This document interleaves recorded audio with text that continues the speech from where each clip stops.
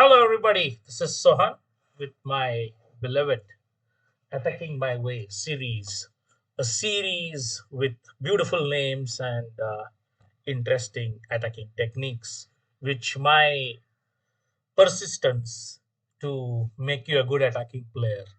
And coincidentally, today's title persistently is being persistent. All right, so persistence mainly is described as being strong, staying ground, just being there, not at all getting distracted, not at all demotivated, just believing in that particular thing and just being strong, being persistent. So I thought about this title and I'm going to share you a couple of examples. I hope you will like it. And we'll start with easy one, little bit easy one, but it was tough, mind you, because once you know the technique it's easy, but otherwise you get completely into bobbed up with all those interesting details. So this position is black's turn to play, and black is winning. But you have to find how, and just think for yourself, like how you can help black's pieces and win the game. So again, going to basics, how will you think? Thing is, first you will think of the weak king. This king is good, so naturally, this king without pawn shelter is unsafe. And this is like the only watchdog just holding there. And once it is distracted, it is game over. But things are not that simple. Why? Because white is piece up. You can see black has only one piece and white has two. So that is one problem. The second problem is this pawn is going hard. So what will you do? Okay, one idea can be with to join the help, we can bring this like that. One interesting way can be, which I thought, is to bring the rook to e5. And the thing is, if you play d7, idea queen, now we give a check. And after, say, even knight h2 is also possible, and after, say, rook g5 check, you can still play knight g4, and after rook g4, queen g4, queen g4. This position is, I would say, or maybe in this position, sorry, maybe here I think it's rather than d7, I can just take it. That's better. So that after, say, check here and check and knight g4, sacrificing everything, you will feel as if you cannot touch this guy because it's going to queen, and you have to stay hold like this, and this rook can come, so it's complicated, and I don't believe this is winning for black. Maybe a supercomputer can, with holding all these squares and all, but this is not working. But this is what I thought, because we think classically, we bring this rook is missing in the attack. Of course, we will also can play rook e1 or something like that, which is the queen takes, and this is no mate, mind you, because this and this cannot win. The king escapes, so no point in that. So how to win? And the idea is being persistent. So what is persistent? Being persistent, what exactly is you are persistent with? We are persistent with this weakness. This is my persistent, this is my area. I'm going to hold this so hard, no matter how much, what kind of weather it comes, whether it rains or snows, nobody distracts, I'm going to stay ground. All right. So what is the problem with h2? This knight is protecting. Fine. So you think for yourself, the first move comes is either h5 or f5. Of course, f5 you won't play because of queen d5 check. So the thing, I mean, the move that should come to your mind is h5. Very logical. And this is the first move I think everyone will think about it, to remove the knight and checkmate on h2.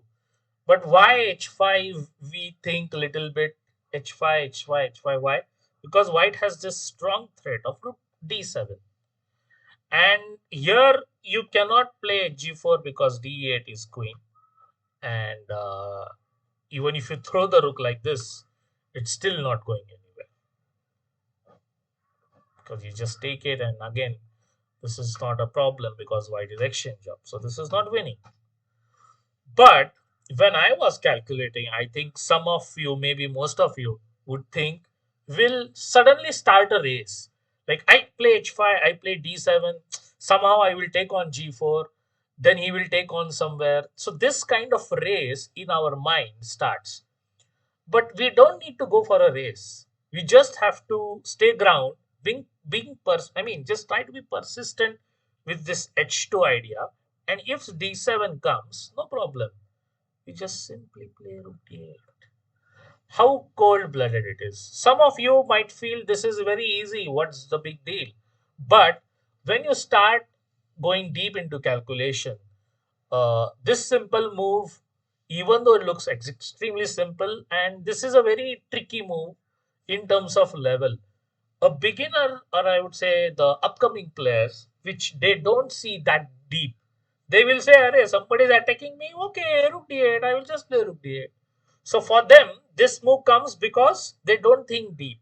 Whereas a little advanced player will somehow start calculating this nuances with this thing. And when you think of h5, when you think of this h5, but when you play h5 and d7, just being persistent, just play rook d8. We don't need this e5, and we are going to play g4, and this is going to queen. Because if you say knight d4, I think I can just play rook d7, and this should be winning. Or of course, I think you can just take it gf3. Knight f3 is also not possible. This is win, and we have recovered the piece, and we just win the game with h2 check. Bind you after this. Can I hope everybody will find the checkmate. It's don't play queen h2, but play bishop h2 check. Of course, king goes here, then check, and this is a routine checkmate. We need a bishop on g3, and it's made. So the we we we hold the ground with persistent idea of removing g4, and this was a very simple example, but it can be tricky, and I was also tricky. It took some time for me to find out. Okay, now going little deeper. All right. Now things are little complicated, but in a sense they are also clear, like what exactly we are doing.